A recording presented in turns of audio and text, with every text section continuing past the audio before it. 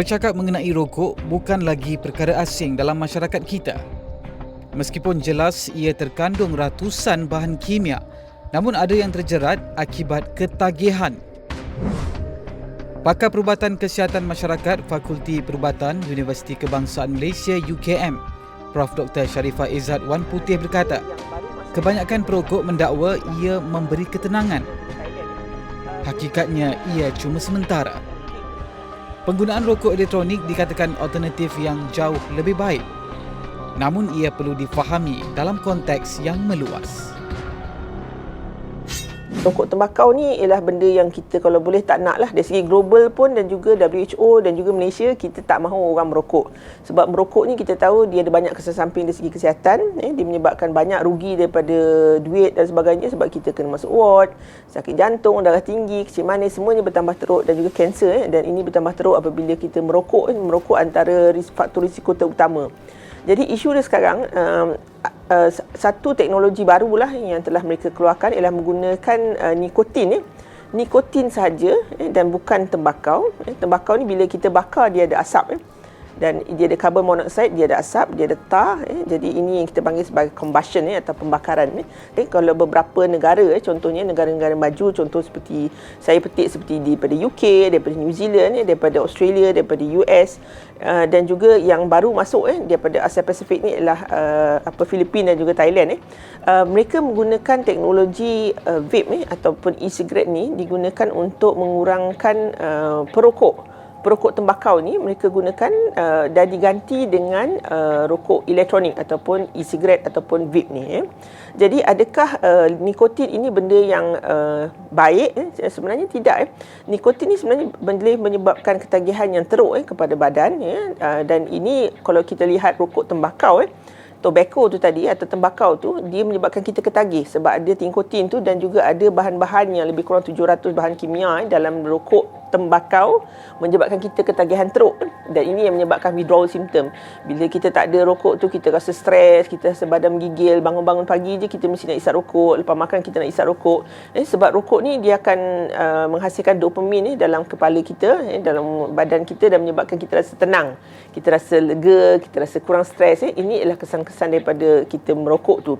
Jadi bila kita orang menggunakan nikotin pula atau liquid nikotin ni dalam vape ataupun e-cigarette ni, nikotin ni secara kalau kita dalam dos yang tinggi dalam dos yang tinggi dan juga dos yang besar, dia boleh menyebabkan ketagihan teruk dan juga dia berbahaya untuk otak-otak remaja ataupun otak kanak-kanak. That's why dalam banyak negara termasuk di US dan juga beberapa negara lain ni dia tidak memberi kebenaran untuk remaja memvape. Jadi kita tak bagi kebenaran kepada remaja memvape. Contoh di US, Illinois, State of Illinois, dia beri kebenaran hanya pada umur 21 ke atas. Sebab dia tak mahu remaja juga menjadi addicted kepada liquid nikotin ni ataupun vape ni. Vape itself sebenarnya kalau ikut nikotin ni, dia memang ada kesan samping dan dia boleh menyebabkan ketagihan. Tetapi kalau kita bandingkan dengan rokok tembakau yang ada tar, yang ada carbon monoxide, yang ada combustion ni, ini adalah jauh lebih selamat. Bermaknanya kalau kita lihat kalau you merokok satu kotak sehari dan sekarang you vape katalah satu pack ke ataupun mungkin beberapa e-liquid punya dos sehari, kesan samping ataupun side effect ataupun kesan negatif tu adalah jauh lebih rendah kalau you vape berbanding dengan rokok. Ini satu benda yang mungkin ramai orang tak berapa faham. Dan kalau kita lihat kualiti ataupun penguasaan e-liquid ni di negara-negara luar adalah sangat berbeza di Malaysia. Di Malaysia kita tidak ada regulasi yang kuat. Of course, nikotin ni sebenarnya dia bawah racun je, kita consider sebagai racun ni. Jadi dia dikawal bawah atas racun. Sebenarnya kita tak boleh beli mengata-kata you mesti by right ni you hanya boleh didispense benda tu melalui doktor-doktor ataupun orang-orang yang bertauliah yang boleh mendispense nikotin tu. Tetapi kalau kita lihat negara-negara luar ada juga yang menggunakan vape tanpa perlu dispensation. Maknanya dia boleh beli sebagai di kedai-kedai retail dan sebagainya. Tapi kalau di Malaysia ni dari segi penguasaan kita masih lemah sekarang ni. Ini menyebabkan kesukaran untuk memantau isi daripada liquid nikotin ni. Bila liquid nikotin ini kita tak pantau, apa yang berlaku ialah orang boleh campur dengan macam-macam bahan termasuk dadah, kita boleh campur dengan bahan-bahan lain dan kita tak labelkan dengan betul apakah kepekatan nikotin di dalam tu. Ini sangat bahaya. Jadi kita contohnya remaja, mungkin katalah dia baru-baru nak cuba dan dia boleh beli katalah nikotin tu ataupun vape tu, dia beli dia tulis situ tak ada nikotin sedangkan dalam tu mungkin ada. Jadi pelabelan tu sangat penting dan ini semua penguatkuasaan yang perlu lihat. Jadi kalau tidak, dia akan menyebabkan orang menjadi addicted tanpa mereka ketahui. Dia ingat tak ada nikotin. Dihisap dia kata ni bau sedap lah apa semua, pun dalam tu ada nikotin. Rokok haram ni sebenarnya dari segi kategori dia sebenarnya lebih berbahaya berbanding rokok tembakau yang consider tidak haram. Ada yang tidak haram tu. Sebab bila dia yang haram ni, dia tak dos yang dia pack dalam rokok tembakau ni sebenarnya kadang-kadang tak tepat juga. Maknanya dia boleh lebih daripada dos yang sebenar dan sebagainya. Jadi ini menyebabkan bahaya. So berbalik pada masalah tu tadi, apabila orang remaja ni merokok menggunakan vape ini yang kita tak nak lah.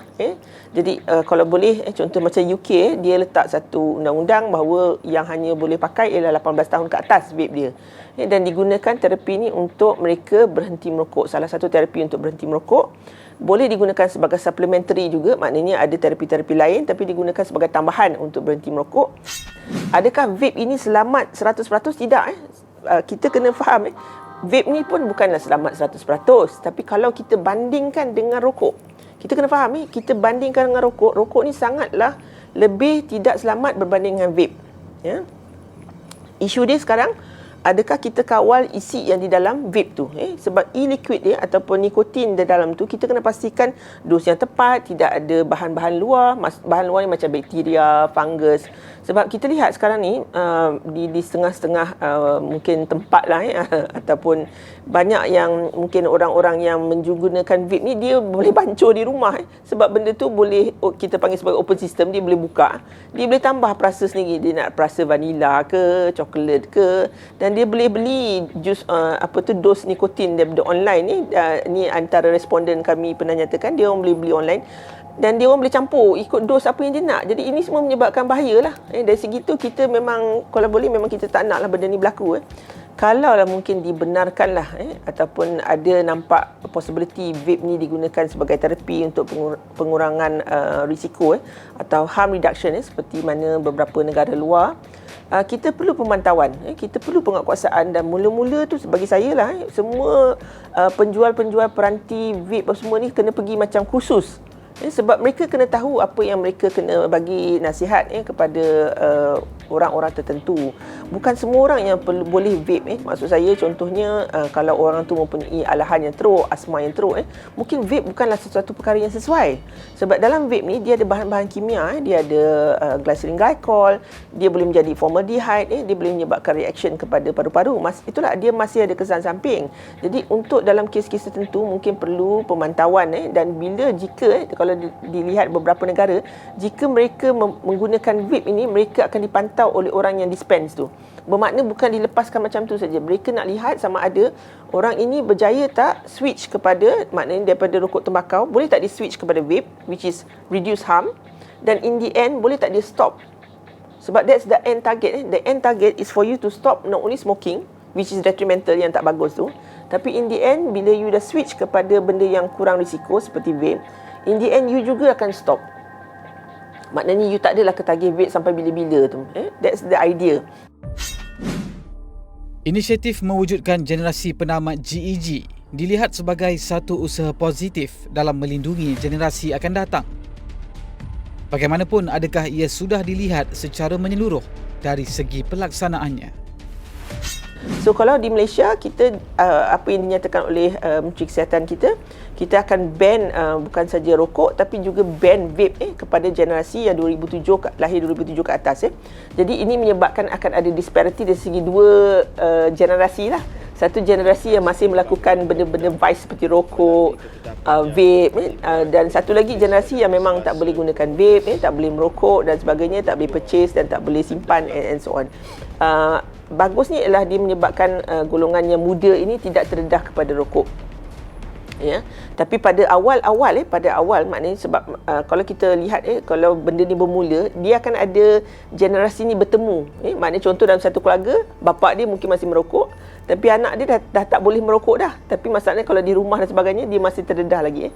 Jadi dan dia masih boleh menjadi perokok ataupun masih lagi menggunakan rokok haram dan sebagainya. Dan ini ialah orang yang kita risaukanlah. Apakah option lain selain daripada NRT ataupun yang sekarang kita pakai nicotine replacement therapy seperti gum, chewing gum, patches dan sebab apa terapi lain yang boleh digunakan sebab kita dah tak ada vape masa tu. Jadi mereka tidak mempunyai option yang banyak lah. Dan satu lagi alasan yang mungkin kita rasa risau sikit apabila kita push rokok ni sebagai benda yang haram, kita criminalize benda tu, selalunya benda-benda ni akan go underground. Mungkin jangka masa panjang mungkin kita boleh betul-betul selesaikan isu ni, tapi buat masa transisi tu akan ada underground punya demand dan juga supply. Underground ni yang contraband sigaret, illegal sigaret dan sebagainya. Tapi kalau kita lihat statement daripada negara-negara lain ni yang mungkin lebih maju dan punya resource lebih tinggi, selagi penguasaan kita kuat, selagi itulah sebenarnya kita boleh kawal isu contraband ataupun illegal sigaret ni.